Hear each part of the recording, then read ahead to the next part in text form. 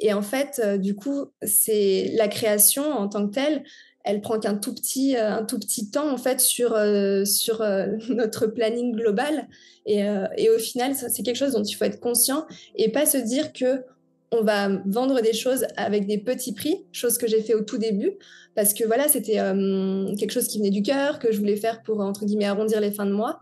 Et en fait, ça a vite été une erreur quand j'ai été 100% freelance, parce que je me suis rendu compte que déjà, je perdais de l'argent pour certains produits et qu'au final, moi, je pouvais pas me dégager en fait un salaire correct. Donc voilà, c'est plein de choses sur lesquelles il faut réfléchir. Bonjour et bienvenue dans cet épisode dans lequel j'ai le plaisir d'accueillir Alizée du studio Hawaii. Vous allez le voir, Alizée est une jeune illustratrice qui n'aurait jamais envisagé l'illustration comme carrière si une opportunité ne s'était pas présentée à elle, en lui faisant prendre conscience que oui, c'est possible de vivre uniquement de ses dessins sans y apposer toute autre sorte d'activité.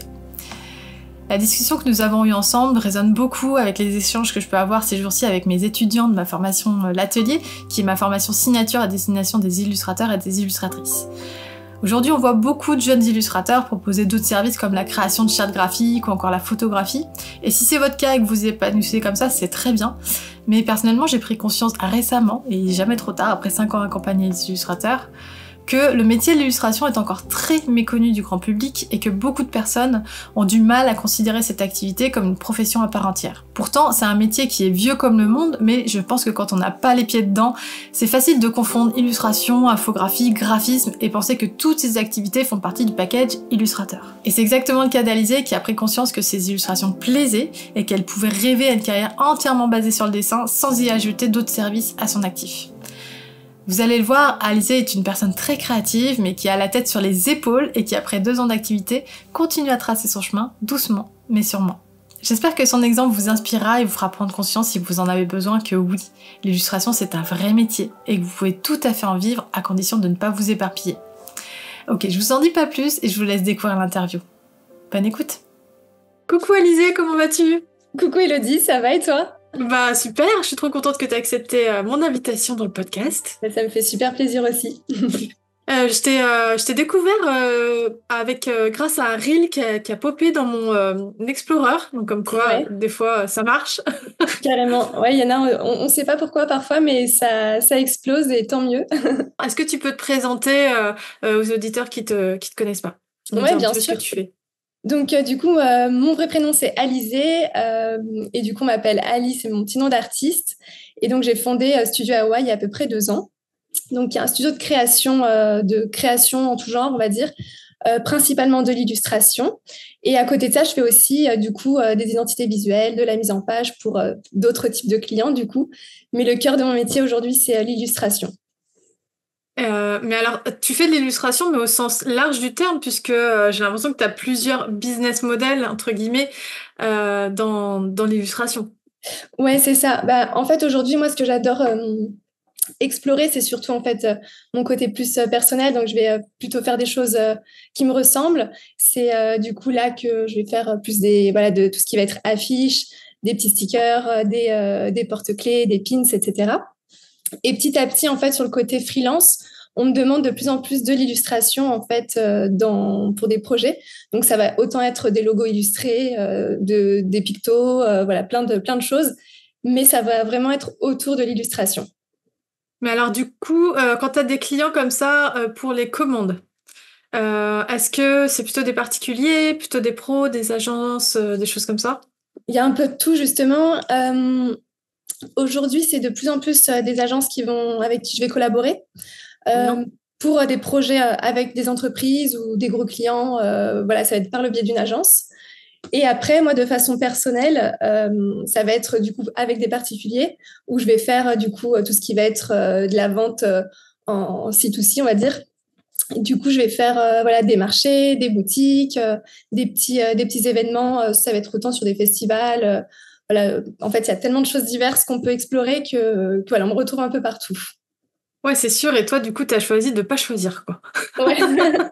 Ouais, et puis en fait, c'est aussi un moyen de pouvoir s'épanouir sur plein de choses, d'explorer en fait, et ouais, de voir aussi ce qui marche pas. Et en fonction aussi des villes où on va être, il y a des choses, moi, que je fais qui vont très bien fonctionner dans des grandes villes et où je vais pas du tout trouver mon public dans des plus petites villes. et vice-versa. Donc, c'est assez...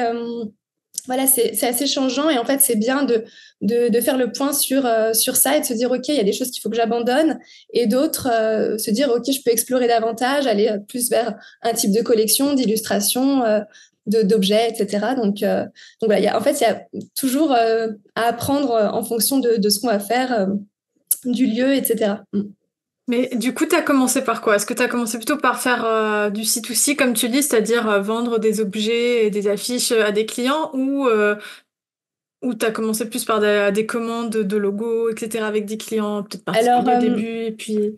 du coup, mon plan de base, moi, il a totalement évolué parce que donc j'ai quitté mon CDI il y a 2 ans de ça, 2 ans et demi environ. Donc j'étais enfin j'étais pas du tout illustratrice, pardon, j'étais directrice artistique pour une marque de vêtements seniors et donc qui n'est pas du tout mon univers aujourd'hui. Et du coup, je m'étais dit, voilà, je me lance en freelance, je vais faire voilà, de l'identité visuelle, de la mise en page, propose aussi un peu d'illustration. Et petit à petit, en fait, je me suis beaucoup plus épanouie dans l'illustration. Et surtout, j'ai vu que ça plaisait, que ça marchait.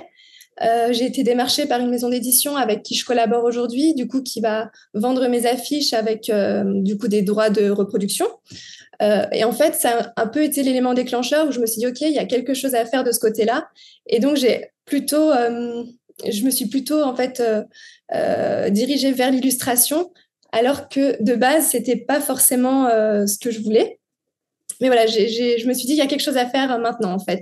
Donc voilà, donc du coup, il y a pas de ligne directrice. Je pense que ça évolue aussi avec en fait l'expérience, les rencontres, etc., les opportunités aussi beaucoup.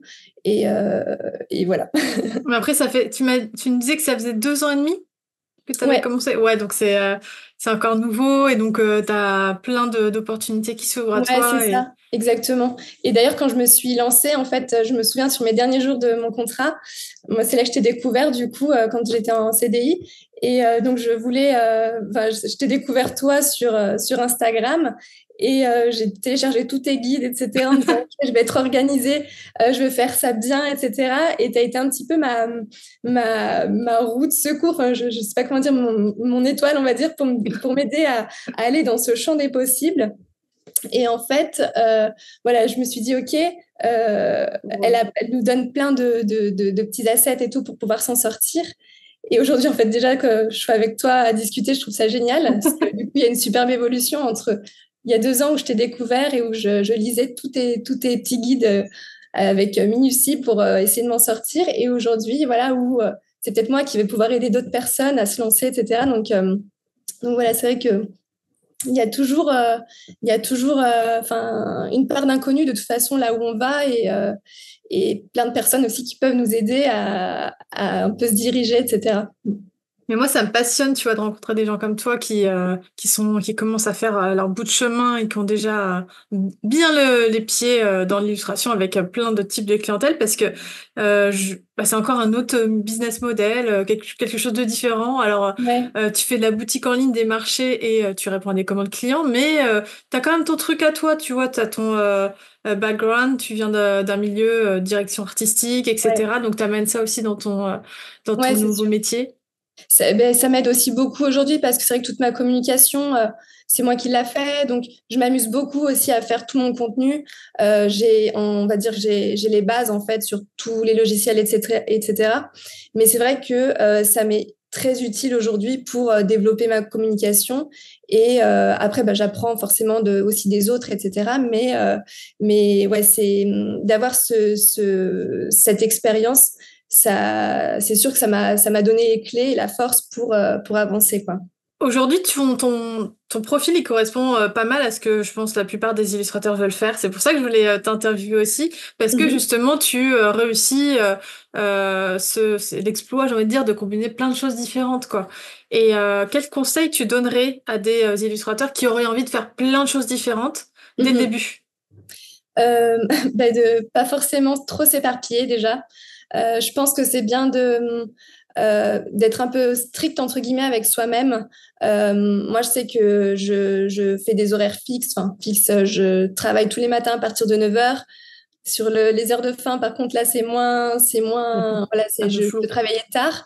Mais en tout cas, voilà, d'avoir une certaine rigueur avec soi-même. Déjà, je pense que c'est très important. De pas avoir peur d'essayer des choses, mais de trop s'éparpiller. Parce que je pense qu'au bout d'un moment, en fait, on ne sait plus vraiment ce qu'on veut faire, mais c'est essayer de se recentrer sur, OK, aujourd'hui, j'aime l'illustration, par exemple. Je rêve d'avoir mes affiches partout en boutique. Donc voilà, on va se concentrer sur, pourquoi pas, une collection d'affiches, démarcher des maisons d'édition, voir aussi ce qui plaît, du coup, en faisant soi-même des petites boutiques. Donc, il y a plein de solutions pour faire des boutiques, il y a des associations qui existent, etc. Mais voilà, tester un petit peu est-ce que notre style va plaire aux autres avant de trop s'avancer, etc.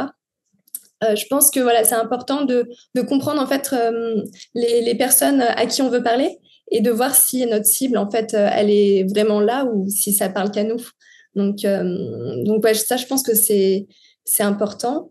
Et puis après ouais, je pense que faut aussi se faire plaisir, enfin faire des choses qu'on aime.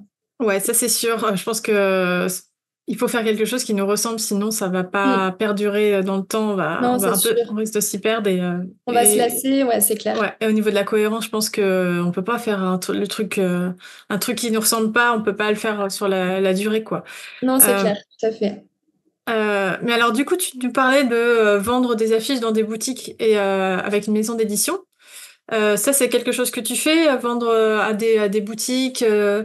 Alors du coup, donc ouais, ce que je disais en fait tout à l'heure, c'est que donc moi j'avais été démarchée par une maison d'édition un peu à mes débuts. Donc voilà, en gros, moi je m'occupe de rien. Ils ont des droits d'exploitation de mes illustrations et eux s'occupent de revendre. Et d'imprimer du coup. Des commerciaux et qui vont revendre en fait à des boutiques et à des grandes enseignes comme Leroy Merlin aujourd'hui, où du coup j'ai mes affiches qui sont là-bas. Et moi, je touche du coup des royalties en fait sur les ventes de ces affiches. Donc voilà, donc ça c'est aussi un bon moyen d'installer un petit peu aussi un peu un climat de confiance, de se dire voilà, enfin on voit ces affiches dans pas mal de boutiques en France et tout ça, donc je trouve que c'est chouette et c'est aussi super gratifiant pour soi en fait de se voir dans des grands magasins. Moi, la première fois que j'ai vu mes affiches chez Leroy Merlin, j'étais folle. C'est ouf, il s'est passé 1 an et demi et je suis là, quoi. J'ai trouvé ça incroyable. Et donc ça, c'est vraiment par les maisons d'édition. Et ensuite, il y a aussi du coup tout ce qui va être boutique. Donc là où ça va être plutôt des associations créatrices ou des boutiques qui vont en fait faire appel à des créateurs et qui vont sur un temps donné, en général c'est 3 à 6 mois, où on peut vendre en fait nos créations dans leur boutique. Soit ça va être sous forme d'un loyer qu'on paye, d'une commission. Voilà, il y a différentes moyens de procéder en fonction des boutiques. Les loyers sont aussi différents en fonction des villes, etc. Mais en tout cas, voilà, il faut contacter toutes ces boutiques un peu de créateurs et voir ce qui est possible là où c'est possible d'être, quoi. Mais alors ça, est-ce que c'est intéressant financièrement? Parce que j'ai l'impression que, enfin, ça m'a toujours un peu fait peur, moi, ce genre de... Ben, ça dépend. Moi, je sais qu'il y a des boutiques où je fonctionne super bien et d'autres où pas du tout. Donc, en fait, c'est ça, c'est aussi de se dire si le loyer n'est pas trop cher, que c'est pas un trop gros risque. Voilà, il y a des loyers en fait où c'est à peine 50 euros ou 100 euros. On peut vite être rentable du coup si on a des produits sur lesquels on marge assez aussi et qui sont pas que des petits prix. Mais en tout cas, voilà, ça peut être vite rentable sur certaines boutiques. Il faut qu'il y ait aussi du passage. Faut voir un petit peu en amont, se dire, OK, c'est une boutique qui est isolée ou pas. Moi, maintenant, je n'hésite pas à demander aussi le chiffre en fait de la boutique en moyenne pour se rendre compte en fait s'ils ont assez de clientèle au quotidien et si c'est des petits chiffres, en fait, se dire, bon, peut-être que moi, ma clientèle, je vais peut-être pas la trouver là-bas. Et sur des boutiques qui font beaucoup de passages et plus de chiffres, là on se dit qu'il y a plus de chances forcément d'avoir des achats sur nos créations. C'est intéressant. Justement, j'ai discuté il y a pas longtemps avec quelqu'un qui faisait des marchés Enfin des marchés, genre des conventions, des choses comme ça. Et c'est un peu le même principe. Il y en a qui fonctionnent, d'autres qui marchent, qui fonctionnent moins Ouais, bien. Et c'est une bonne idée, je trouve, de demander le chiffre d'affaires global. ouais. Ça donne un bon aperçu de. Bah, carrément. Et c'est vrai que moi, du coup, je me suis refuser des propositions à regret, mais en fait, où je me disais, OK, je préfère en fait tester d'autres endroits et voilà, ou alors enfin faire un investissement différent pour voilà, où je suis sûre, entre guillemets, de rapporter un peu plus, d'être plus visible aussi. Mm. Ouais, c'est vrai qu'il y a aussi cette histoire de visibilité, mais il faut pas, et ça je vais te dire ça aux auditeurs, il faut pas oublier que l'amour, on fait pas ça que, enfin, l'art, on fait pas ça que pour l'amour de l'art, en fait. Il faut Ouais, tout aussi à fait. générer de la trésorerie pour Exactement. pouvoir continuer déjà, et puis pour pouvoir penser à des projets peut-être plus ambitieux, et puis même de toute façon continuer à être créatif et avoir Mm. une espèce de soupape pour pour Ouais. pouvoir créer quoi. Exactement, mais c'est vrai que enfin moi aujourd'hui c'est vraiment je suis 100% freelance sur l'illustration et du coup en fait bah, c'est un vrai métier en fait il y a aussi toute la partie comptabilité, la communication enfin voilà tout ce qui est gestion de projet etc. Et en fait du coup c'est la création en tant que telle elle prend un tout petit temps en fait sur notre planning global et au final, c'est quelque chose dont il faut être conscient et pas se dire que on va vendre des choses avec des petits prix, chose que j'ai fait au tout début, parce que voilà, c'était quelque chose qui venait du cœur, que je voulais faire pour, entre guillemets, arrondir les fins de mois. Et en fait, ça a vite été une erreur quand j'ai été 100% freelance, parce que je me suis rendu compte que déjà, je perdais de l'argent pour certains produits et qu'au final, moi, je pouvais pas me dégager en fait un salaire correct. Donc voilà, c'est plein de choses sur lesquelles il faut réfléchir. Et je sais que moi, le tableau de comptabilité m'a beaucoup, beaucoup aidé. Faire un petit tableau, c'est hyper important. Un tableau de comptabilité, est-ce que tu peux nous expliquer ça Mais du coup, en fait, ça va être de se dire, par exemple, sur chaque création qu'on va faire, ben, le coût des matières, le temps qu'on passe dessus, et en fait, à chaque fois, noter le prix que ça nous coûte sur notre forfait heure, et du coup, se dire, ben, je sais pas, par exemple, une illustration, ça me prend... Enfin, une illustration, c'est un peu compliqué parce qu'en fait, on va peut-être passer 10 heures à dessiner, mais on va peut-être pouvoir en vendre une centaine derrière. Donc, il faut se dire bon, qu'il y a l'impression, l'emballage, enfin, le temps de préparer les colis ou de les emballer, etc. Donc, il y a tout ça qu'il faut prendre en compte. Si on imprime soi, ça va être aussi bah, l'imprimante, l'encre, etc. l'encre, le papier. Voilà, enfin, il y a toutes ces choses qu'il faut prendre en compte. Et après, se dire, voilà, donc moi, mon coût de revient, il est de temps. Mon prix de vente, j'aimerais le faire de temps.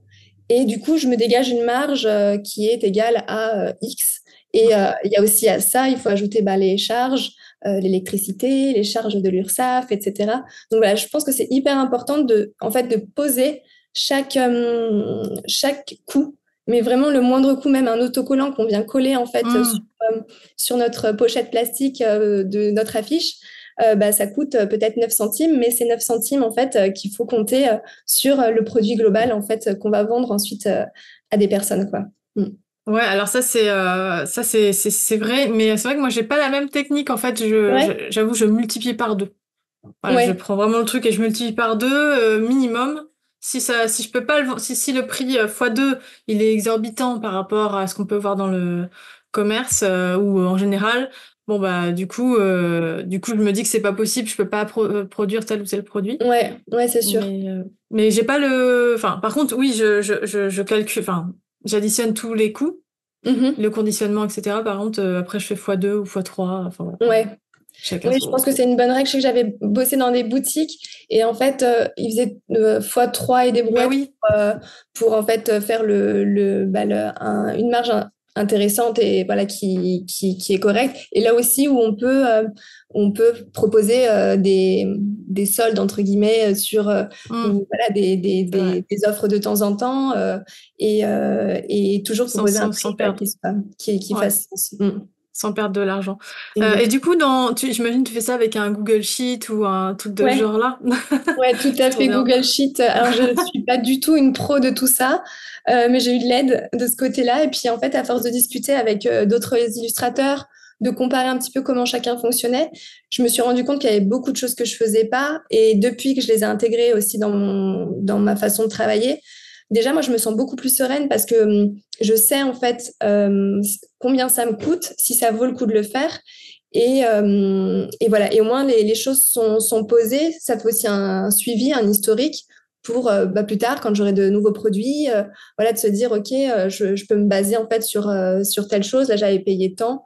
Peut-être que c'est trop, peut-être que c'est pas assez. Et voilà, ça fait en fait un très bon historique aussi pour comparer.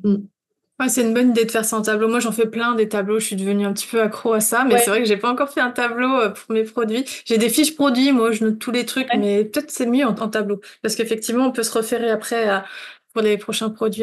C'est Ouais, pas c'est mal. ça. Bonne idée. Mais c'est vrai qu'après, chacun a un peu son organisation, puis en Ouais. fonction de ce qu'on propose, voilà, peut-être que ça fonctionne pour des personnes, et puis voilà, chacun ajuste un peu à sa sauce. Mais je trouve que c'est hyper important de prendre conscience des prix et de ce que ça coûte. Et c'est là qu'on voit, voilà, si ça vaut le coup de pousser certains produits ou pas. Mais moi, je me rappelle que quand j'étais jeune, justement, quand j'ai débuté quand j'ai commencé à faire des produits, j'étais tellement heureuse de proposer des trucs que Mm. j'avoue que je sais pas, je m'étais un peu des œillères. Non, mais c'est bon, enfin, je sais pas pourquoi, mais je pensais pas du tout à la rentabilité, en fait. Ouais. J'ai Ouais, mis parce du que tu temps à faisais faire ça plus pour un le plaisir plaisir. de faire, de produire des choses qui sont Ouais. à toi. Mm. Et je me disais, si je peux pas le faire parce que je suis pas rentable, bah, je serais dégoûtée. Ouais. Mais en fait, enfin, du coup, je faisais mes muses, quoi, au début, quoi. Enfin, Ouais. il y a longtemps, je te parle de ça. Je faisais même mes carnets que j'imprimais moi-même, que je collais et tout. Tu Ouais. vois.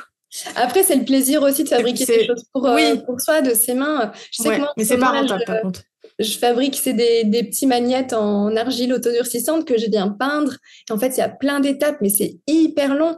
Et en fait, je suis absolument pas rentable sur mon produit, mais je me fais tellement plaisir à le faire que je sais que je vais le faire sur une période donnée. Je vais faire Ouais. une collection de peut-être 30 magnettes. Moi, je me serais amusée. Et voilà, et c'est juste voilà, se faire aussi plaisir de temps en temps, mais ça sera pas mon produit cible, quoi. Non, mais c'est vrai que ça aussi, tu te fais plaisir et tu fais aussi plaisir à ton audience en proposant des choses, Nouvelle, ouais, c'est voilà, ça. qui sont pas pour la rentabilité, mais juste pour Oui, le kiff d'avoir un truc nouveau à proposer, un peu original et tout, quoi. exactement, ouais, c'est ça. Donc ça, c'est chouette aussi. Mhm. J'avais envie de te parler de tes inspirations. Est-ce que il y a un ou des artistes qui t'inspirent ou qui t'ont inspiré, ou des cours artistiques, enfin, comment tu trouves ton inspiration de manière générale? Il y a plein d'artistes que j'adore. Il y a Monge Quentin que j'adore. Il y a les Riders aussi que j'aime beaucoup. Les filles du surf. Enfin, c'est plein d'illustrateurs du coup en fait qui ont vraiment leurs pattes pour le coup, qui ont vraiment un style à eux et que j'ai souvent un peu jalousé parce que ils ont vraiment leur identité. Et c'est là où moi, j'ai jamais trop réussi à aller. J'ai jamais réussi à trouver vraiment un style particulier. Et j'aime tellement tout tester que j'étais assez frustrée. Et quand je les voyais, j'étais envieuse de leur création et admirative. Enfin, j'adore leur travail. Et puis bon, après, je me suis dit, OK, c'est pas grave. J'aime faire plein de choses. Voilà, c'est OK en fait de pas avoir un seul style et voilà, de ne faire enfin, que ça, en fait. Et voilà, mais ouais, c'est des artistes qui sont assez solaires, très colorés, des couleurs aussi pastel et des univers très vacances. Et c'est là que je me retrouve aussi bien, ouais. Ouais, c'est vrai que c'est. Mais je trouve ça, on voit ça pas mal, cet univers de vacances chez pas mal d'artistes, je trouve. Ouais. Bon, en plus on est un été. Est-ce que c'est pour ça que je vois que ça partout? Je sais pas.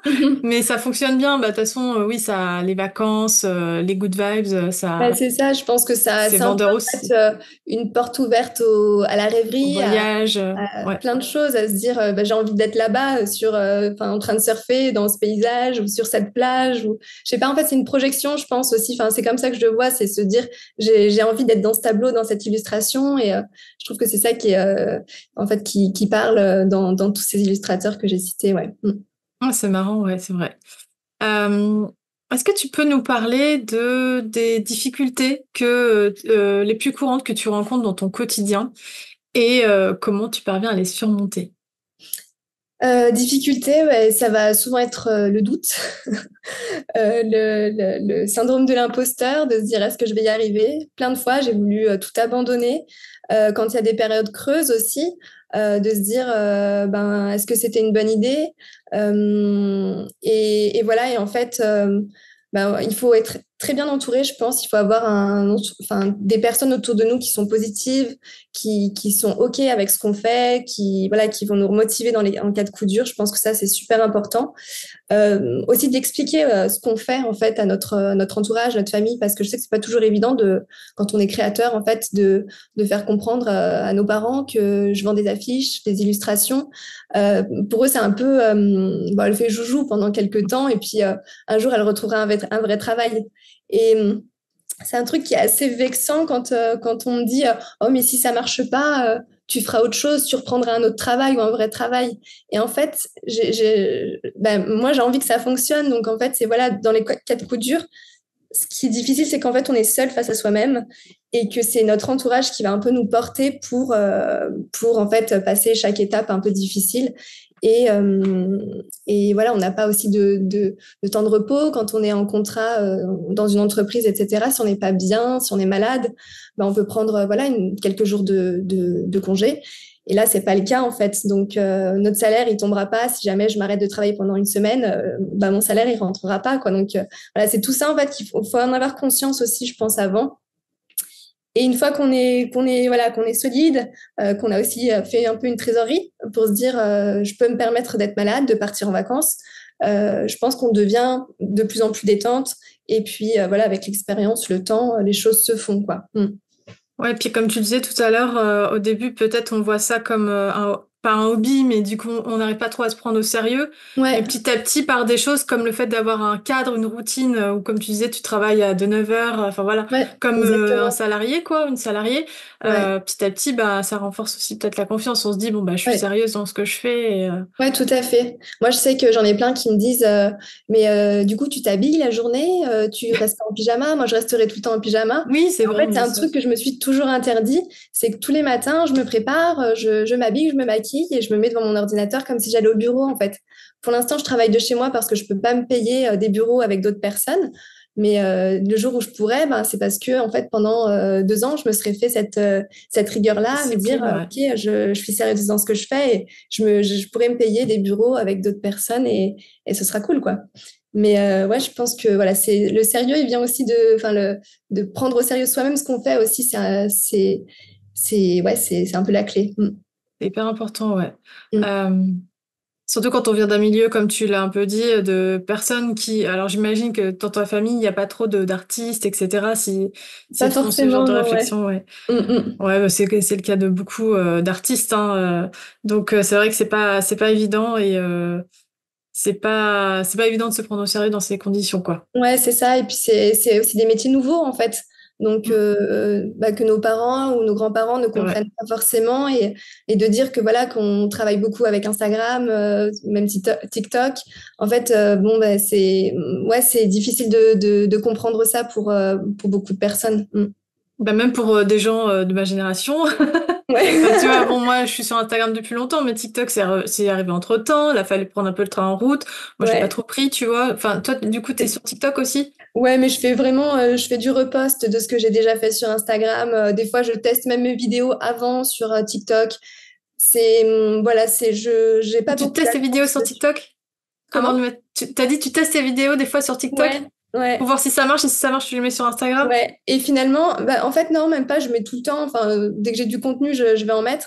Mais en fait, ce qui est rigolo, c'est que j'ai des vidéos qui vont super bien fonctionner sur Instagram et pas du tout sur TikTok, et vice-versa, des vidéos enfin, Ouais. voilà, qui vont faire le buzz, entre guillemets, hein, parce que c'est pas non plus des buzz énormes, mais qui vont bien fonctionner sur TikTok et où j'aurai rien sur Insta, et en fait, où c'est vraiment de Bizarre. l'incompréhension totale, en fait. Donc, Ouais. ça fait une balance au pire sur des vidéos qui sont moins vues d'un côté. Voilà, c'est ça. Ouais, mais c'est bizarre, mais en fait, ça vient peut-être du fait que dans les algorithmes d'Instagram sont pas faits pareil. C'est-à-dire que si t'as fait un flop juste avant, bah la vidéo d'après, il y a des chances qu'elle fasse un flop ou qu'elle ait pas beaucoup de visibilité. C'est Ouais, souvent c'est un peu comme possible. ça. Enfin, c'est un peu un... Ouais, de toute façon, l'algorithme change tellement faut à chaque fois se réadapter. Et je crois que j'ai un peu, je me dis, bon, je fais au feeling, je fais ce que j'aime. Et puis, voilà, ça change dès que, voilà, s'il y a des choses que je comprends mieux pour, voilà, plus améliorer le contenu avec les nouvelles envies d'Instagram. Voilà, on fait les choses petit à petit. Bah, d'ailleurs, est-ce que tu peux nous parler de ça, de ta routine, de ta stratégie, un petit peu, si t'en as mis une en place sur Insta? J'essaye de temps en temps. Je sais que moi, du coup, sur Instagram, je fais beaucoup de contenu vidéo, beaucoup de reels, et où je vais en fait un peu montrer ce que je fais en tant que créatrice. Donc, autant ça va être le dessin, ça va être aussi un peu les backstage de mes créations de stickers, parce que je fais mes petits stickers moi-même. Voilà, ça va être plein de petites choses comme ça. En fait, les gens adorent aussi voir comment c'est fait. Donc, je pense qu'en fait, plutôt que de proposer juste et de montrer que un produit fini, c'est chouette, on peut dire ça c'est joli, mais en fait quand on a toute l'histoire qui va derrière, le processus de création, du trait numéro 1 jusqu'au final, et puis ensuite la fiche imprimée ou le sticker qui est découpé, etc. En fait, là, on raconte une histoire, il y a quelque chose qui se passe, et en fait, on voit aussi toutes les étapes de création, et je pense que quelqu'un qui va regarder, il va être plus intéressé et plus comprendre en fait le produit, le prix aussi parfois. Enfin, c'est voilà, se dire ok, en fait, je comprends pourquoi c'est à ce prix-là et pourquoi c'est pas des prix de grande distribution. Bien sûr.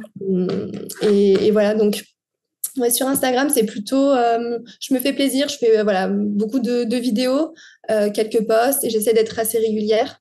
Il y a des fois où je suis fatiguée parce que c'est vrai que ça demande beaucoup de rigueur, de contenu. Il y a des moments où en fait, je me rends compte que dessiner ou en fait faire des choses sans se filmer et de changer la caméra d'angle de vue, etc. Tout va tellement plus vite. Ouais, ouais. Du coup, il y a des moments où je dis, bon, ouais, c'est pas grave, je filme pas. Là, j'ai juste envie de créer, de faire et que ça déroule bien. Et voilà. Mais c'est vrai que c'est un sacré taf quand même de faire du contenu.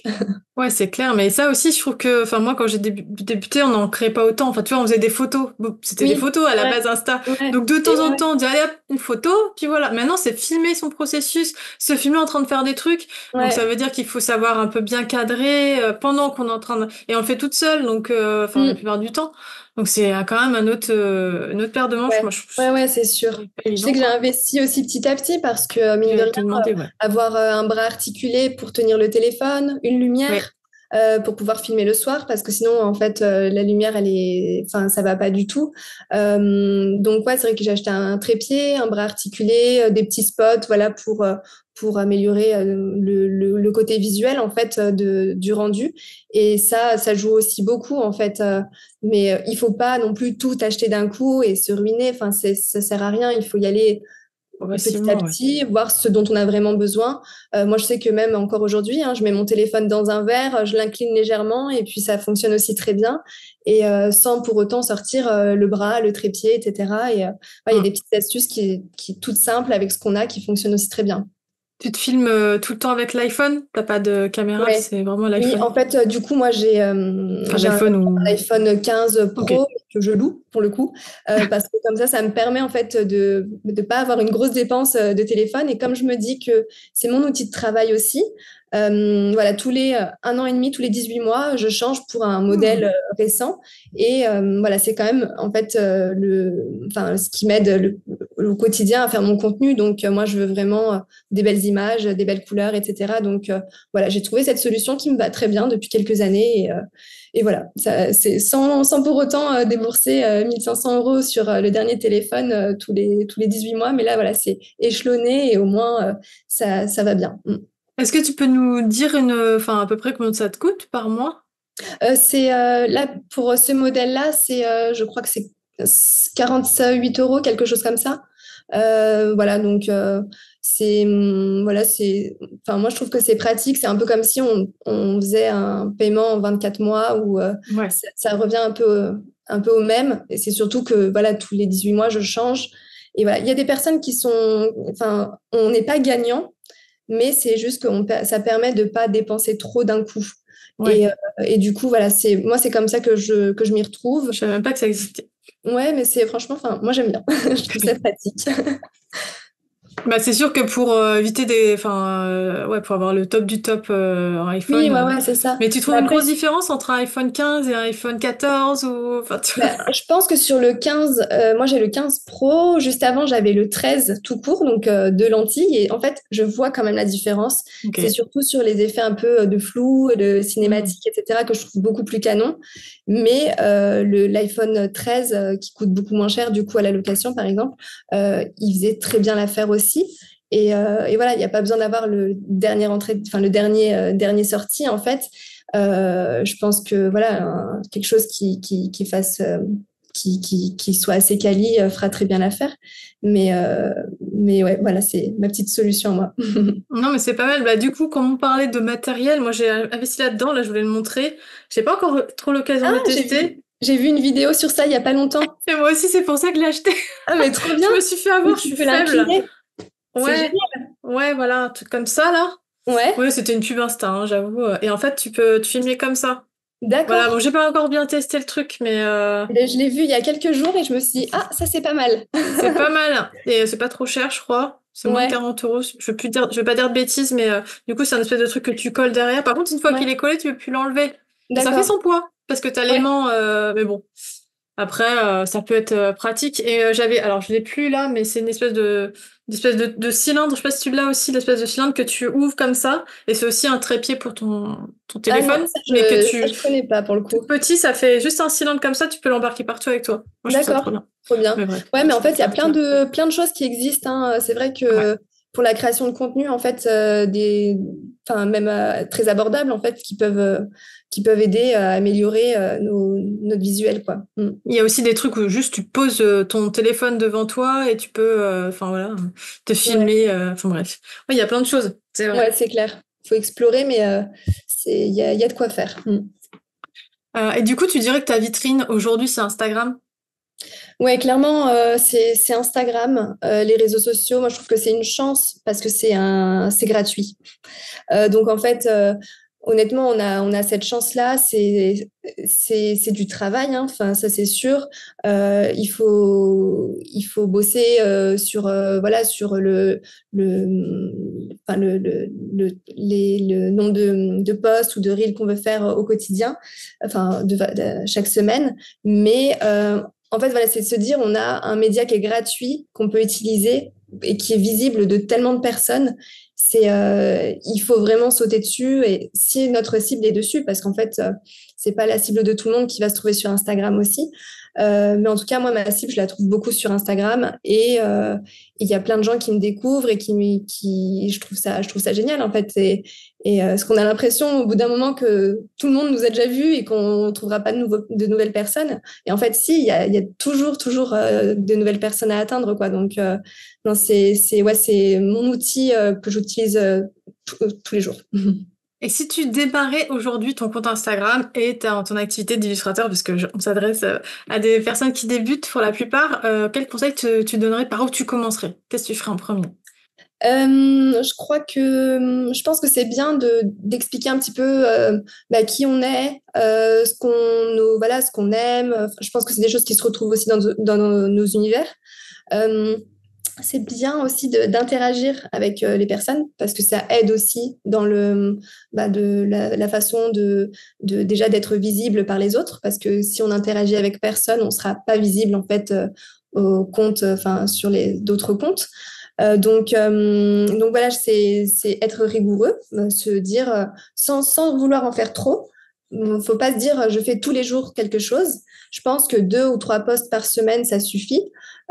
Des stories, du post, des reels, répondre à des commentaires, à des messages, etc.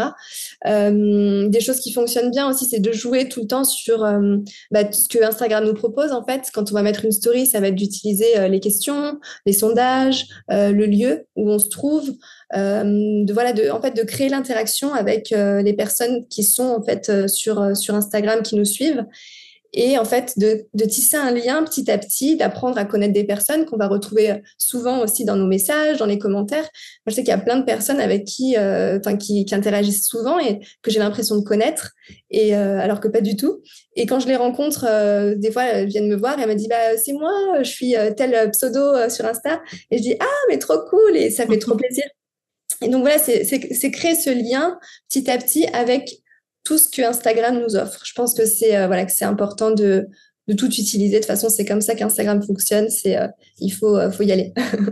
Non, mais c'est vrai qu'on a de la chance d'avoir cet outil gratuit, alors qui est pas évident à prendre en main quand on démarre, mais après, il faut s'approprier les codes et essayer Ouais, c'est ça. de faire sa petite Je pense que sauce. c'est bien aussi de s'inspirer, de voir comment d'autres font, etc., sans pour autant copier, mais de se dire, OK, cette personne, j'aime sa façon de communiquer sur son travail, etc.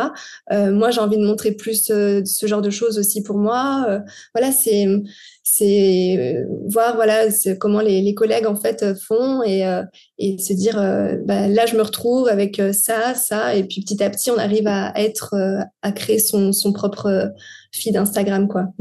Moi, je trouve ça intéressant. Je sais pas si tu seras d'accord avec ça, de s'inspirer aussi de d'autres niches, c'est-à-dire, moi, je suis par exemple des influenceurs lifestyle ou des gens Mm. qui font carrément autre chose. Ouais. Et parfois, ils ont une idée de post que je Mm. trouve intéressante. Et je me dis, tiens, je pourrais l'appliquer dans mon domaine à moi. Tu Ouais, vois. tout à fait, carrément. Ouais, je sais que je suis de trois créateurs de contenu qui font beaucoup de lifestyle, justement, et notamment une qui s'appelle Martha quelque chose, je sais plus son nom, mais qui est espagnole et qui fait vraiment elle est hyper créative sur sa façon de créer des vidéos, et je la trouve hyper inspirante. Et voilà, et c'est comme tu dis, en fait, tout est bon à prendre dans tous les univers. Il n'y a pas que la céramque, que l'illustration, que les bijoux. Il faut pas se dire que c'est que notre domaine sur lequel on doit s'inspirer ou se référer. Et puis même, je trouve que ça permet de justement d'avoir une inspiration plus large de manière Ouais, générale. ouais, carrément. Est-ce que parce que, alors, pour le petit contexte, ton épisode, il devrait être diffusé fin septembre. Mhm. Est-ce que tu aurais des conseils pour les personnes qui sont en train de préparer leur marché de Noël? Ouais. Parce que tu fais des marchés de Noël, d'ailleurs, je t'ai pas demandé. Est-ce que Bah, c'est... justement, en fait, les marchés là, de Noël, donc c'est en ce moment les inscriptions, donc je suis en plein dans les candidatures, etc. C'est des choses dont il faut se prendre à l'avance. Ça commence de avril jusqu'à septembre en général pour s'inscrire. Et Ok. les conseils, ouais, ça va être de prévoir, de prévoir, de se dire, si on a un petit peu d'expérience dans ce qu'on a vendu, de voir ce qui plaît.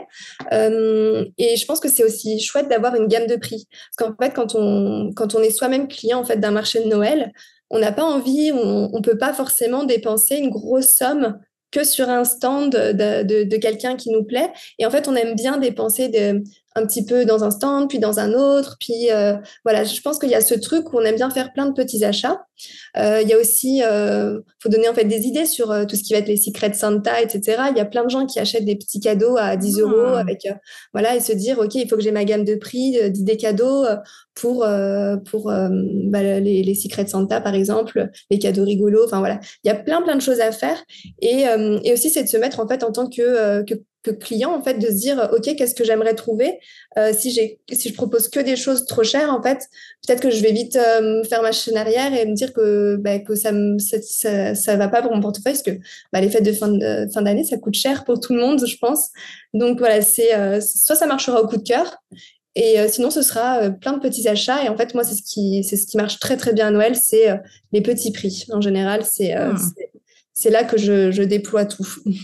Et est-ce que tu as l'impression que sur les marchés, les gens vont avoir tendance à dépenser justement moins que sur ta boutique en ligne Ça dépend. En fait, je pense que sur les marchés, ça va plus être des petits achats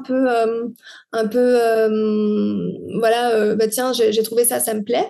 Et sur la boutique, j'ai l'impression que c'est plus des personnes qui me connaissent déjà Pour et repérer les qui vont se choses. dire, OK, en fait, ça fait un moment que je suis et je veux me l'offrir ou je veux qu'on me l'offre pour Noël. Et du coup, voilà, ça va être peut-être des plus gros paniers sur la boutique en ligne. Et sur les marchés, en fait, on va toucher une cible qui n'est pas forcément les personnes qui nous suivent sur Instagram ou qui nous connaissent déjà. Ça va être des gens qui nous découvrent aussi. Et donc voilà, donc en fait, c'est vrai qu'il peut y avoir ce petit moment où, bah, tiens, je craque, je vais soutenir aussi, je prends un petit porte-clés ou une petite tasse espresso, j'en sais rien, et voilà, des petites choses. Et après, voilà, ça peut aussi très bien être le coup de cœur et des plus gros paniers. En fait, il n'y a pas forcément de vraies règles, mais j'ai l'impression que c'est plus plein de petits achats, ouais. Mm. Mais du coup, ça s'explique, comme tu le disais, si les gens ont envie de picorer un petit peu chez tous les marchands et dire, bon, Mm. j'en donne un peu à tout le monde, ça Ouais, explique que du coup, ils achètent des petites choses. ouais, j'ai l'impression que c'est un peu ça, en fait, ce qu'on va offrir pour la sœur, la collègue de travail. Enfin voilà, j'ai l'impression que ça fonctionne beaucoup comme ça. Mm. Et est-ce que tu as une façon après pour les personnes qui te découvrent sur ton marché, est-ce que tu as une façon, enfin, comment tu fais pour les garder le lien, en fait, garder le contact après avec ces personnes? Ben déjà, donc à disposition, il va y avoir mes cartes de visite avec les liens, mon Instagram, enfin tous les liens vers mes réseaux, etc. Je sais que l'année dernière, j'avais fait une petite affiche avec un QR code qui renvoyait directement sur mon Instagram et où en fait j'invitais les gens à me taguer, à Hmm. poster, parce que du coup en fait pour aussi faire marcher un peu la découverte de leur réseau. Et du coup, dès qu'ils me taguaient, etc., je leur envoyais un petit code de réduction sur la prochaine commande. Voilà, c'est des petites choses où du coup, on fidélise Bonne un idée, petit ça. peu les personnes. On les remercie aussi pour le fait de partager en fait nos créations, etc. Et derrière, voilà, il y avait un petit code promo ou des petites choses comme ça sur la boutique.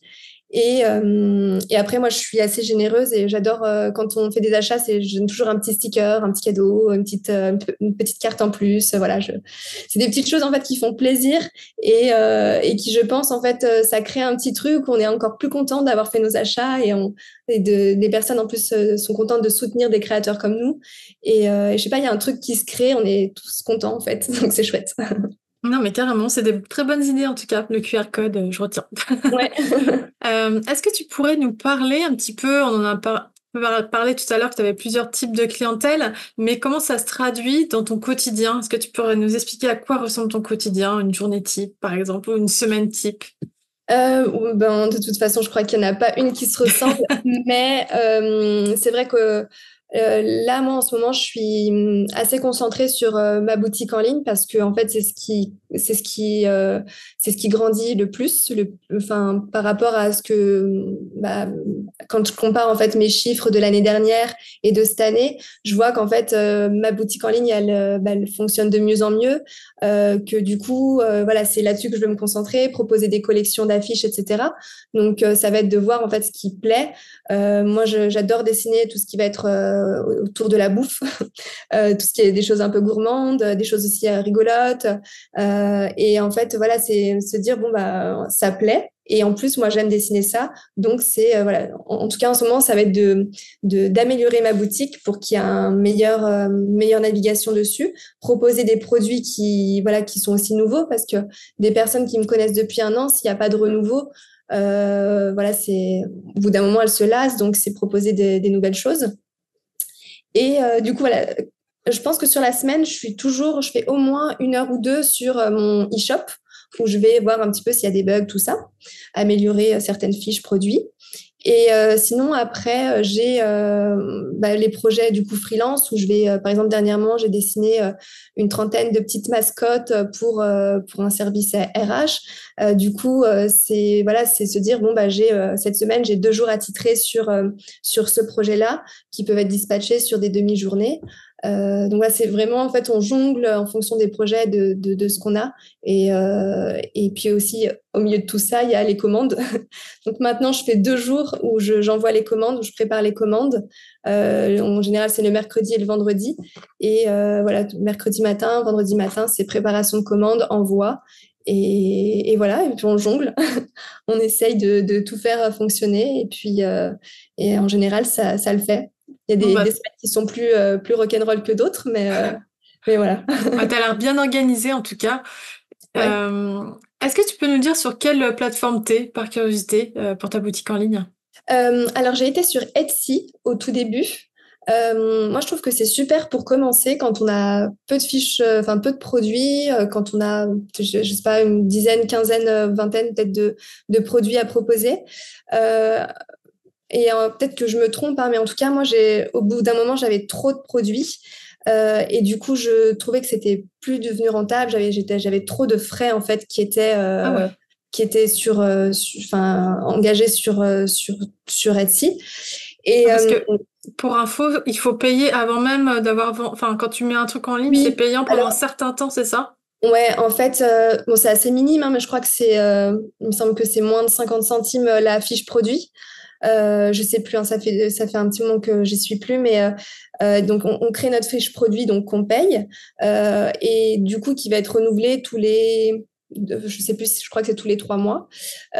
Dès qu'on a une vente, donc il y a Etsy qui prend un pourcentage plus, je sais plus quel autre frais dessus, sur les frais aussi bancaires, etc. Et au final, sur 20 euros, il nous reste plus que, je sais plus exactement, mais en tout cas, au bout d'un moment, moi, je trouvais que les frais étaient beaucoup trop élevés et que quand je faisais beaucoup de commandes, je me disais, ah, trop cool. Et puis, à Ouais. la fin du mois, quand j'avais mon versement, je me disais, ah non, pas trop cool. Et voilà. Et puis, le fait de ne pas pouvoir la personnaliser, voilà, j'avais envie Ouais. de créer mon univers et que ça se remarque, en fait, qu'on était sur le shop de Studio Hawaii. C'est vrai qu'ils sont. Enfin, moi, c'est un des trucs qui m'avait freiné à la base parce que j'ai toujours cette envie de personnaliser, Ouais. d'amener les gens dans mon univers. Enfin, Ouais. voilà. Je trouve ça important, mais je trouve qu'ils n'ont pas évolué par rapport à ça. Non, Enfin, depuis le temps, ils auraient pu réussir à faire on un aurait truc pu, ouais, carrément. Mm. qui puisse un minimum se personnaliser, mais non, Ouais, c'est vrai ils ont que pas eu la volonté. c'est assez dommage. Mm. Et Parce puis, qu'à côté de ça, ils augmentent les frais, donc les ouais, gars. c'est ça. Exactement. Oui, parce qu'en plus, maintenant, je crois qu'il y a des systèmes d'assurance ou je sais plus ce qu'il y a, mais bon, ça protège les acheteurs et aussi les vendeurs. Mais voilà, petit à petit, en fait, c'est beaucoup de frais Mm. et voilà, moi, je m'y retrouvais plus. Et du coup, j'ai ouvert une boutique sur Shopify. Ok. Et du coup, là, voilà, que j'ai pris un template qui était gratuit pour commencer et voilà, qu'on peut personnaliser. Et aujourd'hui, franchement, moi, je suis hyper contente de ma boutique. C'est hyper facile à prendre en main. Et quand je regardais, du coup, j'ai un tableau aussi où je mets toutes les ventes que je faisais au mois sur Etsy. C'était vraiment pas beaucoup, hein. Je crois que j'atteignais rarement 10 commandes par mois. Et, euh, et aujourd'hui, enfin, quand je vois mes chiffres aujourd'hui, en fait, c'est plus du tout pareil. Et je fais pas non plus 1000 commandes par mois, mais en tout cas, c'est beaucoup mieux. Et en fait, c'est hyper chouette de se dire, OK, j'ai bien fait d'ouvrir une boutique en ligne, même si ça me coûte c'est 36 euros par mois, Shopify, le forfait basique. Mais en fait, voilà, les possibilités sont beaucoup plus grandes. On peut faire des catégories, tout bien ranger, etc. Et franchement, Ah oui. c'est sans aucun regret. Après, je ne le conseillerais pas pour commencer. Faut pas tout commencer, se dire, OK, je fais ma boutique, je fais ci, je fais ça. Je pense que voilà, des plateformes comme Etsy, c'est super pour commencer, voir nos produits, comment ils fonctionnent, si ça a son public ou pas. Et puis petit à petit, si on sent que ça fonctionne, voilà, se dire pourquoi pas ouvrir sa propre boutique en ligne. Mm. Euh, alors aujourd'hui, c'est vrai que Shopify, c'est vraiment le site, je pense, idéal pour quand on est vraiment sérieux dans son projet de boutique en ligne, qu'on a déjà Ouais. développé ça et que ça fonctionne bien. Mais il y a, parce que par exemple, je sais pas si t'as vu, mais je sais pas si t'es sur YouTube ou pas. Non, même pas. Parce que, parce qu'en fait, maintenant, t'as moyen de taguer tes produits dans les vidéos. Ouais, C'est génial. Enfin, moi, ouais, quand j'ai ouais, vu ça, je dis, mais je veux passer chez c'est Shopify. Mm. Mais bon, c'est un investissement et du coup, enfin, quand on a déjà une boutique, refaire en entier sa boutique, bon, c'est pas le projet du moment, mais en tout cas, c'est vrai que ça. Moi, je suis chez WordPress plus WooCommerce Ouais. parce que WordPress, je connais par cœur et que voilà. Oui, c'est ça, quand si t'as tes repères, etc., Ouais. je pense que voilà, je comprends. Mais ouais, WordPress, WooCommerce, j'ai l'impression que c'est un peu et Shopify, c'est un peu les trois qui ressortent le plus souvent. WordPress et WooCommerce, c'est ensemble par contre. Ah C'est oui, WordPress plus oui, oui. WooCommerce et, euh, Ouais, et Shopify. Et ouais, une autre option pour ceux qui nous écoutent, moi j'avais commencé comme par ça et ça existe encore, c'est bigcartel.com qui ouais, permet de faire une boutique en ligne alors avec 5 produits gratuitement. ouais, Mais par contre, il n'y a qu'une seule image, je crois, pour le produit, mais bon, c'est gratuit. Et après, c'est vraiment pas cher, je crois, c'est 10 balles par mois, ouais, avoir jusqu'à 25 produits, je crois, avec trois images. Enfin, ouais, c'est c'est pas plutôt pas mal. mal. Ouais, carrément. Ça, voilà. Parce que ça Oui, coûte il y que a pas des de frais, quoi. solutions pas chères en fait qui existent et voilà pour débuter, je pense que Big Cartel c'est très chouette. Je sais qu'il y a plein d'artistes encore qui sont beaucoup dessus et à qui ça suffit en fait, hein. Donc ouais, il y a de quoi faire.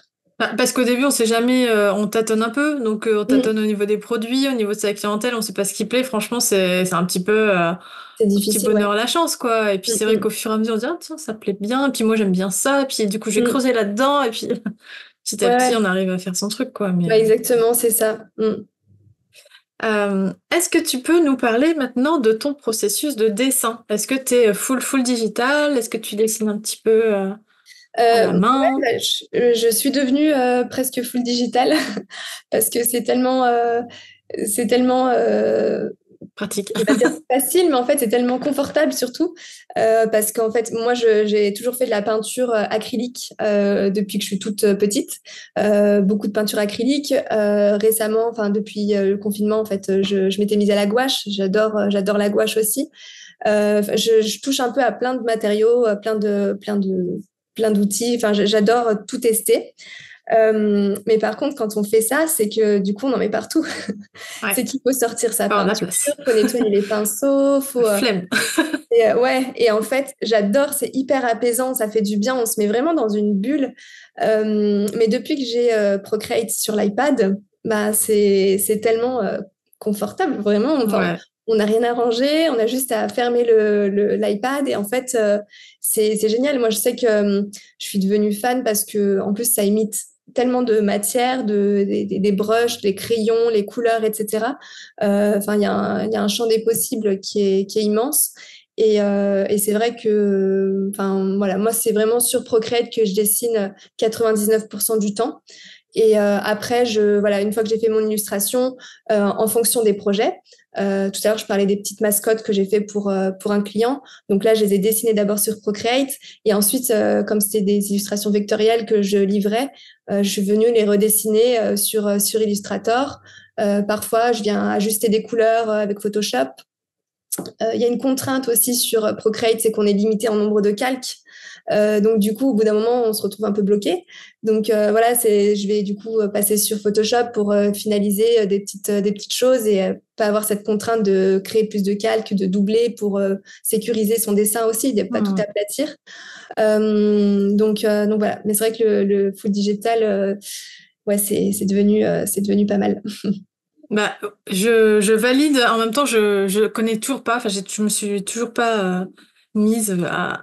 Mais bon, c'est vrai que tout le monde le fait. Enfin, tout le monde utilise Procreate. Maintenant, je trouve que même si on aime encore le traditionnel, je pense qu'on peut avoir les deux. Moi, c'est juste que j'ai Ouais. pas Ah oui, investi carrément. encore, mais avoir les deux, peut-être pour faire des croquis, et puis ensuite finir. Ouais. Enfin, faire des recherches. Il y en a qui s'en servent comme ça, qui dessinent à la main, mais qui servent de Procreate pour faire des croquis et Ouais. tester des choses. Ouais, C'est carrément, un en gain fait, de c'est vrai temps, quoi. on peut tout tester, en fait, c'est ça qui est chouette.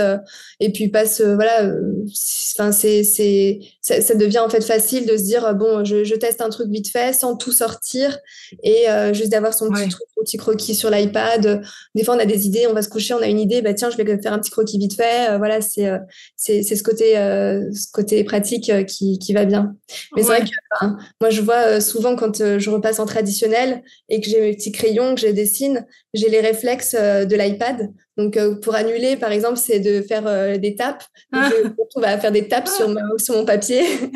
Enfin, il y a des choses, du Ouais. coup, on se dit, bon, là, le cerveau, il est un peu trop occupé. Matrixé, quoi. Ouais, c'est ça. Trop drôle. Mais ok. Non, mais c'est hyper intéressant. Enfin, le Procreate, franchement, pour les illustrateurs, c'est vrai que. Et puis en Ah, plus, aujourd'hui, les iPads, on peut en trouver à pas si cher que ça sur Back Market, des choses comme oui, ça. c'est Donc, clair. Moi, je sais que je fonctionne qu'en reconditionné et voilà, c'est sur Back Market que j'ai pris le mien. Voilà, ça va très bien en fait pour faire du dessin. Pas besoin d'avoir le tout dernier pro. Enfin, si on peut se le permettre, oui, mais sinon, en fait, ça, voilà, il y a plein de choses qu'on peut avoir. C'est sûr que l'investissement d'un iPad, c'est un coût hein, quand même. Mais Procreate, par contre, ce qui est bien, c'est qu'on le paye une fois. Il me semble que c'est une vingtaine d'euros. ouais. Et en fait, on ne repaye pas après. C'est vraiment une application qui vaut vraiment le coup d'être achetée, quoi. Mm. Mm. Non, mais de toute façon, c'est la référence aujourd'hui chez Ouais, beaucoup d'illustrateurs. ouais, c'est clair. C'est pas pour rien. Mm. J'avais envie de te parler un petit peu des haters. Je sais pas si t'es confronté parfois à des commentaires un petit peu haineux, rageux. Mais franchement, très très peu. J'en ai eu un récemment. Et justement, en fait, j'ai presque célébré mon premier haters parce que je me suis dit, ah bah tiens, est-ce que c'est pas le début de la célébrité finalement? Par contre, des commentaires négatifs dans la vraie vie, ça j'en ai régulièrement. Ah, Et ça, par contre, j'aime moins parce par les que, marchés? ouais, Ah, sur les sur les marchés, marchés? en fait, j'ai l'impression que les gens se rendent pas compte qu'on est des vrais humains derrière un stand et que de passer, de se dire, oh là là, c'est cher. Oh, ah non, ça, j'aime pas. Hein. En fait, c'est des commentaires qu'on n'a pas besoin d'avoir et puis qu'on n'a pas besoin de dire. En fait, enfin, les personnes n'ont pas besoin de dire qu'elles aiment, enfin, de dire très haut, non, j'aime pas ce qu'elle fait, ou de dire que c'est cher sans même connaître le processus de création derrière. En fait, Hmm, ça veut dévaloriser rien dire. un produit comme ça en 2 secondes sur un passage et de dire que ça coûte cher. En général, ça me froisse hein, forcément parce que c'est mon travail dont on parle. Voilà, je trouve que bah voilà, ça parle. Enfin, ces gens-là, ils savent pas de vraiment à quoi on est confronté au quotidien. Et du coup, dernièrement, ouais, sur Instagram, donc par rapport à la vidéo sur laquelle tu m'as vu, ah non, c'était une autre vidéo, pardon. J'explique en fait que j'augmente mes prix de stickers. Donc parce qu'en fait, moi, j'ai acheté une Cricut il y a un an et demi de ça environ, Ah, parce que juste pour ceux qui savent pas ce que c'est une pour faire mèche. ouais, une machine pour découper, c'est Ouais, c'est ça? ça, et c'est Au une machine laser qui ou... va découper ultra précisément en fait. Donc moi je l'utilise principalement pour faire des stickers, mais on peut faire aussi plein de découpes pour faire des collages, pour faire du des thermocollants sur des t-shirts, sur voilà, on a plein de possibilités. Donc moi c'est des stickers que je fais avec. Donc voilà, donc c'est un processus qui est assez long. Parce que donc déjà il y a le dessin de base. Ensuite, on vient créer en fait des planches avec nos dessins. C'est ensuite imprimé. Ensuite, il faut appliquer, moi j'applique un film holographique. Ensuite, on passe ça à la Cricut qui vient du coup découper. Et ensuite, il faut les enlever un à un avec un petit outil, les décoller d'une planche. Et ils sont prêts. Et en fait, ce processus-là, ça prend pas 2 minutes. C'est long. Et donc, je vendais moi les stickers 1 euro. Et parce que je l'ai fait au début pour le kiff, parce que j'adore ça, parce que voilà, ça me faisait plaisir d'en faire.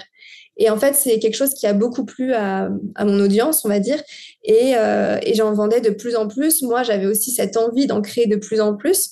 Donc, je suis passée de 10 modèles de stickers à une trentaine, presque une quarantaine aujourd'hui. Et, euh, et en fait, bah, proposer tous ces choix de stickers, forcément, c'est du temps. Et à 1 euro le sticker, c'était pas possible. En fait, quand j'ai du coup posé mes temps, mes matières, etc. sur mon fameux tableau, et T'as vu là, le chat? je me suis rendu compte que j'étais pas rentable. Et du coup, en fait, que je vendais presque à perte. En fait, enfin, je vendais sans forcément me rémunérer derrière.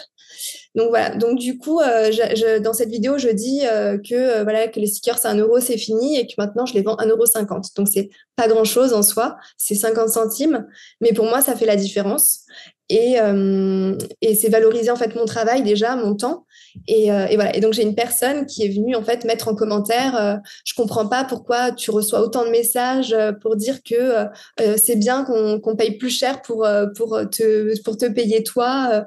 Et je me disais, mais mais d'où sort ce message? Enfin, comment on peut dire ça en fait sans avoir se rendre compte de tout ce que ça implique en fait.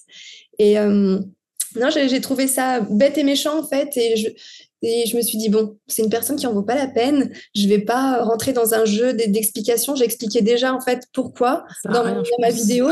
Et elle n'a pas voulu le comprendre. Et en fait, ouais, je sais pas, je me suis dit, bon, c'est une personne qui n'avait pas vu assez le soleil cet été. Et Un peu tant pis. rageuse.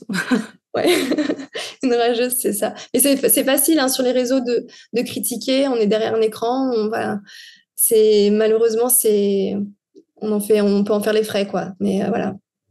Eh ben, moi maintenant, je me prends plus la tête avec ça. Alors, Ouais, on en pense qu'on en pense, mais je supprime. En ouais, fait, c'est ça. j'ai remarqué que ce genre de personnes, en fait, tu peux pas discuter avec elles, c'est-à-dire qu'elles sont là Non. pour leur mauvaise, enfin, tu vois, pour mettre en avant leur mauvaise humeur, pour Ouais, c'est t'engueuler, quoi, ça. en gros. Et si tu leur dis quelque chose, elles vont forcément te rétorquer un truc et Bah, il y a rien qui va exactement. rentrer. Mm, Et en mm. fait, je trouve que ça crée une mauvaise vibe, en fait, sur ton compte, Ouais. alors que toi, c'est un peu ta maison, tu vois, t'essayes Bah de oui, oui, créer un exactement. univers, Mm. d'amener des bonnes ondes et tout, puis là, pouf, et moi, il y a pas longtemps, ça m'est arrivé, ça, quelqu'un qui me dit, bah, moi, c'était plus par rapport à mon rôle de formatrice pour Mhm. les artistes. Il va peut-être se reconnaître s'il écoute. Et il disait que votre discours et votre positionnement est ridicule. Et puis, du coup, j'étais en soirée avec une copine et puis je vois, tu sais, une notification. Je regarde, je dis, oh bah d'accord, enfin, c'est un peu fort de Ah ouais, c'est café. violent, hein. Et puis du coup, je dis bon, c'est pas grave, je verrai ça plus tard. Et puis genre 5 minutes après, un autre, tu vois, pareil sur une autre Ah ouais. publication.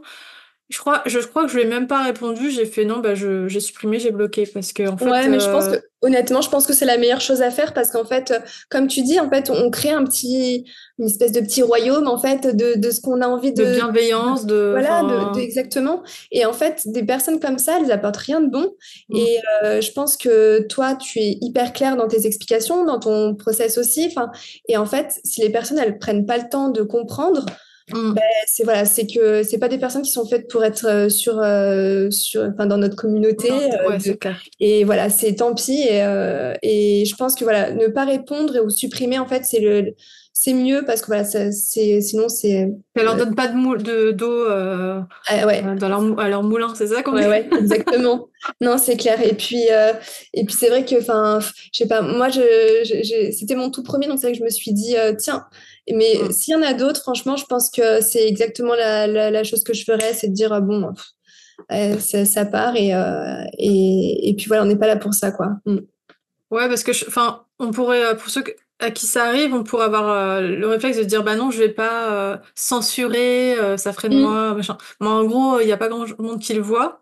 Ouais. Et en fait, enfin, les gens sont pas obligés de mettre ça publiquement. Enfin, bref. Non, Et ouais, s'ils c'est sont pas clair. d'accord, bah ils vont ailleurs. Et puis, enfin, Ouais, tu vois, ouais, c'est carrément. Non, et puis je pense que c'est quelque chose qu'on se permettrait pas de faire dans la rue, en fait, de dire aussi. enfin, à quelqu'un pour de vrai, bah, ce que tu es en train enfin, la façon dont tu formes les gens, c'est n'importe quoi, en fait. Non, je pense qu'on ne dirait pas de cette façon-là, on aurait un débat Mm. plus posé, enfin, Ah ouais. enfin, Avec des arguments, peut-être. ouais, des arguments, c'est ça, exactement, en fait. Et je pense que là, c'est juste ouais, de la Et c'était un facilité de homme en trajet. plus, hein. C'était un homme, je précise. En plus, ouais, voilà. Ouais. Enfin bref.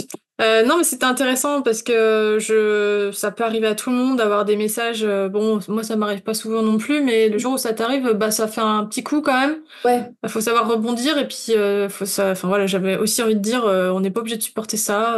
non, On peut très carrément, bien ouais. supprimer, bloquer et passer à autre chose, quoi. Ouais, c'est totalement OK Et de le c'est faire. ok, quoi. Et c'est même mieux pour soi, ouais. Parce qu'en fait, Ouais, je pense que toi, quand tu as ta soirée avec ta copine, ça a dû te travailler pendant un petit quart d'heure ouais. et ça a dû te couper dans ton mood, en fait. Et non, on n'a pas envie, quoi. Mais après, c'était de ma faute, j'aurais pas dû regarder les réseaux. Mais bon, bref. Je crois qu'on a fait un bon tour de la question. Est-ce Mhm.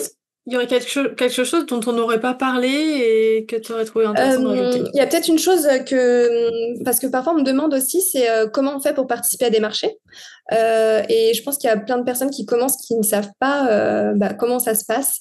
Donc en général, c'est des associations qui gèrent tout ça. C'est un peu comme tout à l'heure je disais pour les boutiques. Donc en fait, voilà, faut essayer de se renseigner sur les associations qui sont dans votre ville et qui sont du coup sur des choses créatives, etc. et qui vont organiser ce genre de marché. Et en fait, il ne faut pas hésiter aussi sur des marchés de créateurs de demander quelle association organise pour pouvoir trouver en fait la source. Et ensuite, ça se passe sous forme de candidature en général. En début d'année, il y a des candidatures pour faire partie de l'association avec en général une petite adhésion sur l'année. Et ensuite, on a du coup un planning de marché par rapport à l'association. Donc, plus on a d'associations dans lesquelles on peut être, mieux c'est parce que ça fait plus de marché et puis, il y aura aussi des refus et c'est pas grave. Il faudra retenter l'année d'après pour pouvoir participer à plein d'événements et voilà, pas hésiter aussi à proposer à des festivals ou des événements sur lesquels vous avez envie d'être et de demander comment ça se passe. Voilà, c'est des choses, faut creuser, mais ça se fait assez facilement. Qu'est-ce que tu conseillerais justement, enfin, pour toi, quels sont les critères de refus? Euh, je sais pas s'il y a des vrais critères. Enfin, franchement, moi j'ai été refusée de plusieurs trucs cette année et c'est frustrant. Mais je pense qu'en fait, il faut déjà pas se remettre en question, sauf si on ne propose peut-être pas assez de choses ou je sais pas. Mais enfin, il y a aussi beaucoup de personnes qui font ce qu'on fait. Il y a beaucoup de personnes qui se donnent une chance de se mettre à leur compte, etc. Et je sais que dans plusieurs associations, il y a beaucoup de gens qui font des bijoux. Donc, du coup, forcément, plus difficile de rentrer quand on fait des bijoux. Moi, j'ai été refusée parce que il y avait trop d'illustrateurs. Donc, voilà, c'est essayer de s'y prendre assez à l'avance pour essayer d'avoir une chance. Mais après, je pense qu'il faut pas se dire que ce qu'on fait, c'est pas bien, que ça va, enfin, faut pas se remettre en question forcément sur notre travail, mais se dire que ça fait partie du jeu et qu'il faut pas baisser les bras et faut rebondir, quoi. Faut se dire qu'il y aura d'autres opportunités, il y aura d'autres choses et voilà. J'avais des questions qui me reviennent en même temps et que j'ai oublié de te poser. Quel genre de produit tu conseillerais de faire pour Noël ou sur un marché, enfin de manière générale on va partir sur le thème de Noël puisque... Pour Noël, je pense que des petites cartes de vœux, déjà, des petites choses pour en fait glisser dans les cadeaux. Ça va être des petits achats faciles qui seront en fait qui vont se démultiplier. Il peut y avoir aussi des petites décorations. Ça peut être autant des petites décorations, des petites boules à accrocher dans le sapin, ou si on a un univers qui nous permet, je sais pas, d'avoir des petits personnages qu'on vient découper pour mettre dans le sapin, ça peut être des chouettes choses. Il y a plein de petites choses en fait de se dire qu'est-ce qui se fait. Moi, je sais que je regarde beaucoup sur Pinterest sur les thèmes de Noël. Je regarde un peu ce qu'il y a et de me dire, OK, moi, je peux le faire avec mon univers. C'est quelque chose que je peux proposer. Et voilà, il y a plein de choses qu'on peut faire. Mais c'est vrai qu'à Noël, les gens aiment bien acheter le côté petit truc de Noël. Mais je pense qu'il ne faut pas en prévoir trop, par contre, pour pas en fait se retrouver avec plein de choses de Noël qu'on pourra pas écouler tout au long de l'année. Voilà, c'est se dire, faut peut-être pas imprimer 100 affiches de Noël. Si en fait c'est que en période de Noël qu'on les vend, faut peut-être, enfin, je pense qu'il vaut mieux en avoir moins et proposer des choses qui se vendent toute l'année en plus grande quantité parce que ce sera plus facile d'écouler les stocks, quoi. Et d'ailleurs, toi, t'es ouvert toute l'année dans ta boutique? Ouais, toute l'année. Toute l'année? Ouais. Et tu gères comment quand tu veux prendre des vacances, par exemple? Eh bien, je mets en général, j'ai un petit message qui s'affiche, plus un message automatique qui s'envoie pour dire que les commandes sont envoyées à telle date. Les personnes peuvent quand même passer commande. Je préfère faire ça plutôt que de Fermer la boutique. peut-être perdre des ventes, des commandes. Et en fait, les gens sont hyper OK avec ça. En fait, chaque fois que j'envoie un message pour dire, je les préviens, je leur dis si par contre c'est urgent, je peux annuler ta commande, etc. Et en fait, les gens me disent non, mais il n'y a aucun problème, je peux attendre.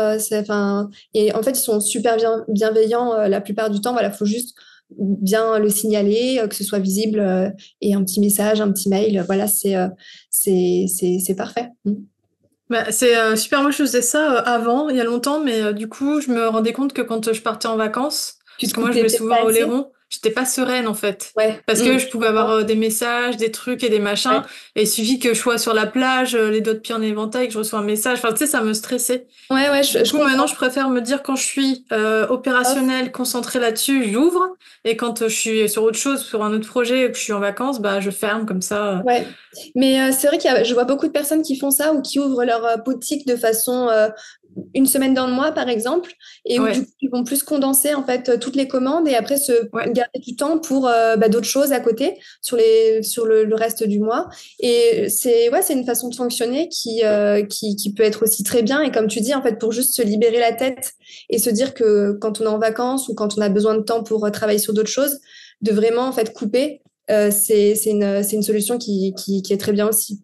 Et je pense que moi, c'est quelque chose sur lequel j'irai peut-être plus tard, mais ouais, je comprends tout à fait. Après, ça dépend de son business model. S'il est vraiment full boutique en ligne, bah forcément, on va peut-être pas fermer sa boutique, mais voilà, si on fait plusieurs choses, ou si c'est le début et qu'on fait un peu de vente mais pas beaucoup, ça peut être une bonne solution. Et moi, personnellement, je trouve pas que ça m'empêche de faire des ventes parce que justement, comme du coup, j'annonce par la newsletter quand je rouvre la boutique, les gens qui sont intéressés, ils sont au courant et du coup, il y a enfin, ça me permet moi de faire toutes les commandes d'un coup. De toutes les préparer d'un coup, pof, les envoyer, puis après je referme, quoi. Ouais. C'est plutôt pas mal, je trouve. Et en plus de ça, ça me permet de mettre un formulaire pour que les gens rejoignent ma newsletter. Et donc ça permet de garder le fil, de pas perdre les gens dans la nature. Ouais. C'est vrai que toi, t'es hyper bien sur les newsletters. Je suis admirative aussi. C'est un truc que j'ai jamais réussi à bien développer et auquel je croyais pas forcément au début. Et en fait, je pense que quand tu as ta cible et quand tu as des personnes en fait qui te suivent pour ton contenu, etc., je pense que tu leur parles forcément.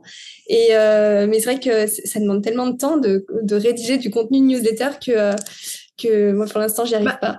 Après, ça demande autant de temps que de créer du contenu pour les réseaux. Hein. En fait, c'est une question. C'est un autre moyen. Ouais, c'est un autre moyen. Et moi, je préfère cette façon-là. Après, j'ai une newsletter pour les artistes, on va dire. Et après, j'ai une autre newsletter pour ma boutique en ligne. Et sur celle-ci, je suis beaucoup moins rigoureuse et beaucoup moins régulière. Ouais, d'accord. Partout. Mais bon. Non, mais c'est bien de le faire. Et puis, c'est vrai qu'en fait, il y a un truc qui est bête, mais tout ce qui est fête commerciale, tout ce qui va être Noël, les fêtes, c'est des moments qui sont assez clés aussi sur le planning de l'année. Et en fait, c'est là qu'il faut aussi jouer sur du contenu, des newsletters, plein de choses, être présent au maximum parce qu'en fait, moi, je le vois, c'est là où ça décolle encore plus, quoi, les ventes. Donc, ça a beau être des fêtes commerciales, c'est des fêtes où les gens ont besoin de petits cadeaux, de petites attentions pour leurs proches et voilà, faut pas les négliger, je pense.